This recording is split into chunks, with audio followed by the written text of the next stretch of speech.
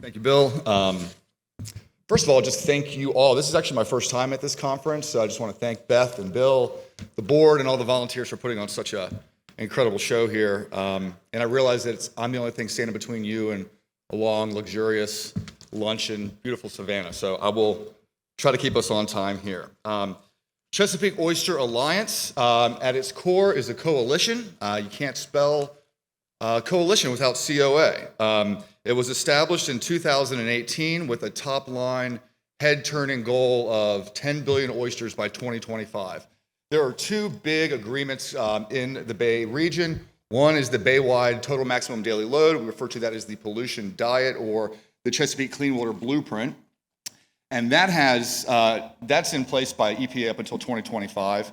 We also had the Chesapeake Bay Watershed Agreement, which is an interstate agreement that is also tracking to 2025. So in around 2017, CBF, Chesapeake Bay Foundation, started looking at a way that we could really, establish some accountability and really fast track these really ambitious goals. So the 10 billion goal is part of that. We also have a goal to add 10 million trees to Pennsylvania and activate 1 million voices in that same time frame. But while it is founded by Chesapeake Bay Foundation and funded by Chesapeake Bay Foundation, the Chesapeake Oyster Alliance, this coalition of 93 partners, operates under its own bylaws, has its own steering committee and subcommittees, so that it's not beholden to CBF. And in fact, there were many examples this year in the two general assemblies that we operate where we had different priorities and opposition. So we were able to operate very independently and nimbly in those situations. So this is my only slide that's like this. I don't expect you to read this, but this is just the smattering of partners. It's a little out of date. We actually have 93 to date, including Oyster South, and it's about a third growers, a third nonprofits, and 1/3 universities and other academic institutions. And we sort of have a smattering of businesses in there that are, fully engaged on oyster issues year round.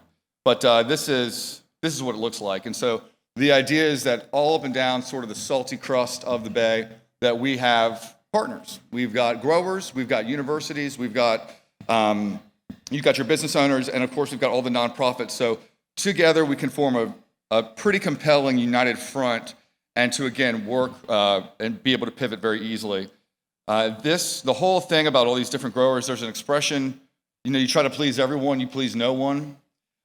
This particular coalition, I'm very focused on trying to please everyone, okay? So there's a nexus where restoration, science, and aquaculture meet, and that's where we kind of ride that line. And it makes it challenging, but also very interesting. And again, we're always finding those areas where we have those common interests and those common goals. This I write pedal to the metal here because again, we're running up against 2025.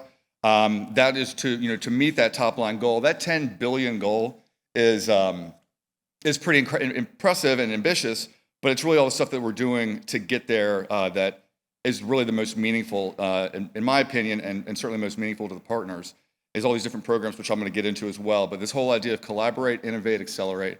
Collaborating, I'm not going to read through all of these, but the one, I think that the bottom one here, cultivate, explore new possibilities through partnerships. That's really one of the most rewarding parts of the job for me, is seeing these groups that have never met before, in some cases didn't know they existed, and now they're working together on projects to sort of achieve some of the goals that they have identified as being mutual. Advocacy over here on the right is also something I'll talk a little bit about, but this is really the tip of the spear. When you walk into an elected's office and you've got a grower, you've got a scientist, and you've got a restoration expert, we make a very compelling case, and it's pretty hard to say no, especially when we're working on these opposition bills that I mentioned earlier. I'll talk a little bit about the innovation piece as well when we get down the slides. When I first started managing this, though, we have that core partnership. Those 93, universities, growers, and nonprofits. But I have people all the time that say, wow, the 10 billion oyster goal, that's incredible. I want to be a part of this. How can we help? Coming from a sort of a grassroots coordination background, you never want to say no. So we established these two tiers. One is for consumption and one is for restoration. So if you're a civic league or a smaller school or even an annual oyster roast, we have opportunities for you to get involved. And of course, our restaurants, where so much of that crucial shell is coming from, when people walk in, they can see one of these plaques on the wall that says, yes, this place is recycling the shells. In fact, we need you to recycle the shells. I don't think I need to belabor the point that aquaculture and restoration really work hand in glove. We need that shell to further restoration, so that there's this sort of the cycle of the shell that's going throughout the Chesapeake Bay. So really encouraging people to get out there and eat oysters, especially at places that are recycling the shells, is one of our top line messages. We work to beat back a lot of common myths about oysters and oyster consumption, but the main thing is to let people know that they say, well, I'm trying to restore this species, so I won't eat it. Say, no, we actually do need you to eat more of them. And so we're always working with the consumer as well to sort of, again, break down some of those myths and put oysters in the homes of people, so they're not just, and connect them with their growers. Oysters do not need to be for Valentine's Day only or your birthdays or Christmas only. We try to encourage people to eat year-round, shuck year-round. So everybody wants to know the road to 10 billion oysters. Real quick, so the difference between a million and a billion, I've been having when I first started this, trying to think of a good way to explain this, and here's the current one I'm working on. So how long, any guesses on how long a million seconds is? Wild guess. Okay, yeah, so around 30 days, too long, yeah, right? So it's like 26 and a half days, that's a million seconds. How long is a billion seconds? A billion seconds is 31 and a half years. So when we were to add an oyster every second over the course of this campaign, it would take 315 years to do it, and we're doing it in about 8. So by any metric, where we are now with this 4.47 billion, it's a globally significant number, but we're waiting on a lot of monitoring to come back. A lot of this is coming from restoration, a smaller portion coming from aquaculture. And this sort of the last 2 or 3 years of the campaign is where we're going to be looking at the monitoring, and this is all forecasted on 50 oysters per square meter. But we're in certain places. I just saw data out of the Lafayette River, which is close to 600 oysters per square meter in some areas. So that's like every time we get one of these reports, it's a little bit like Christmas morning. Where are the numbers going to take us? I just mentioned globally significant. This is just to show that what's happening in the bay is still where a lot of major oyster restoration is happening, and of course a lot of aquaculture as well. But the Pianka Tank declared the world's largest oyster restoration reef a few years ago. They're in there right this weekend adding another 50 acres. So it continues to, every river that we complete or declare restored for oysters, it seems like the next one is just around the corner. We're just building and building. We also host a symposium. This is the Chesapeake Oyster Science Symposium. I mentioned trying to please everyone.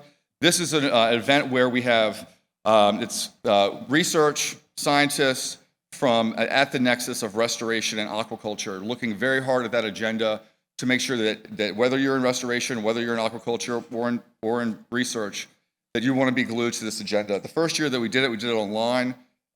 This map just shows the appeal that we had. We started it a little bit later because I wanted the West Coast to be able to participate, and then all of a sudden we start getting other countries involved.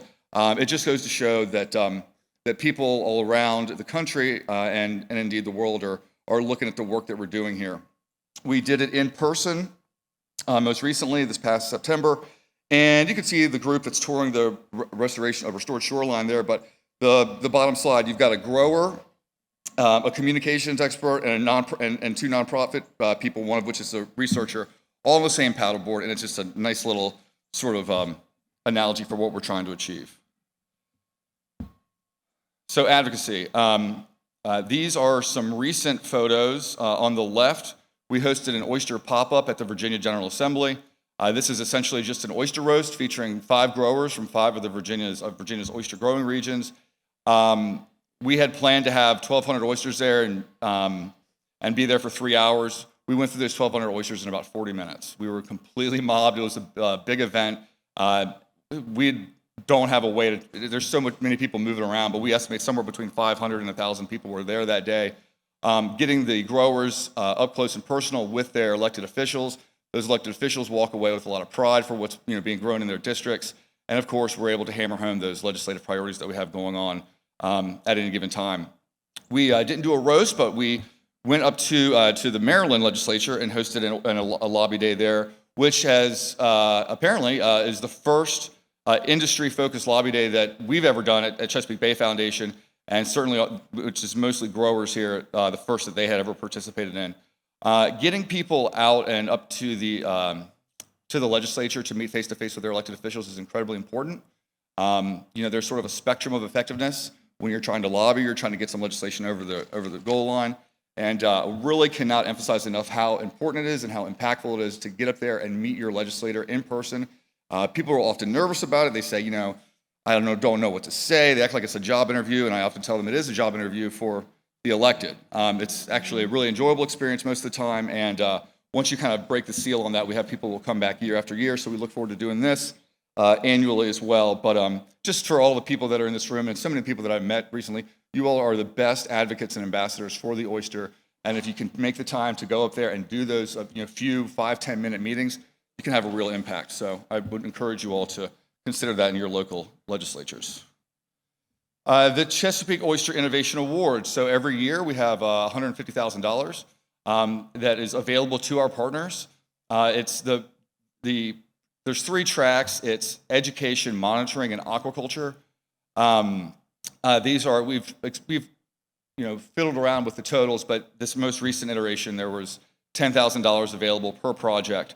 That may not seem like a lot of money, but what we've seen is these have been, for the people that go after it, have been incredibly helpful in getting passion projects off the ground, or in some cases, adding it in as match for another larger project they're working on.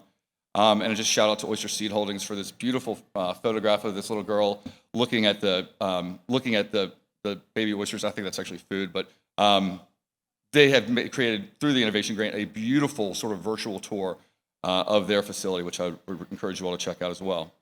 But again, this is a competitive program we continue to do in the future, and one thing that we're working on is making this way more accessible and simple for growers.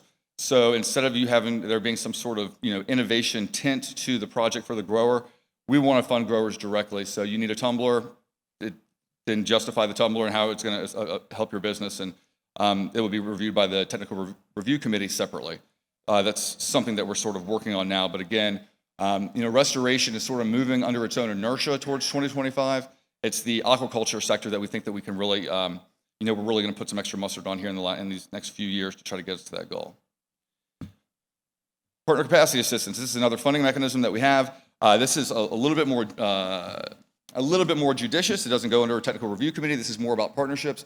What do you need to finish a project? Do you have space for more reef balls under your existing permit?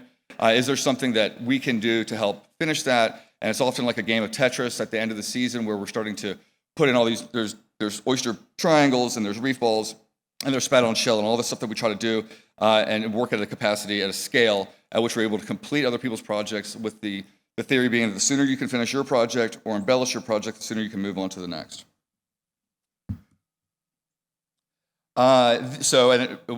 This is the Brock Environmental Center where we work. It's one of the greenest buildings in the world. I'm saying this is an invitation to everybody here. If you'd ever like to come and check it out, that's the facility in the background, but these are the 2 oyster barges right here up front, which as far as we know, they're the world's first oyster barges for restoration. There's actually 2 of them there that are pinned together. They can be split apart and they can move all throughout the bay to be more local to the reefs that we're working on. If you know anything about Hampton Roads traffic, this has saved countless miles and gray hairs.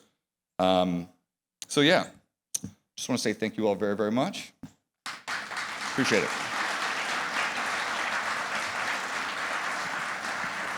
Great. Thank you, Tanner. And one thing, again, like being up there and being a member of VIMS and being a member of the coalition, again, I've seen growers embrace the idea of restoration in fisheries, and it's just exciting to see partners or restoration groups and are embracing the idea of supporting commercial oyster aquaculture and eating oysters and marketing stuff. Like was exciting. So any questions for Tanner before we break for lunch? Lunch is tempting, isn't it? Yeah. All right, folks. I was crystal clear. All right. Thank you, Tanner.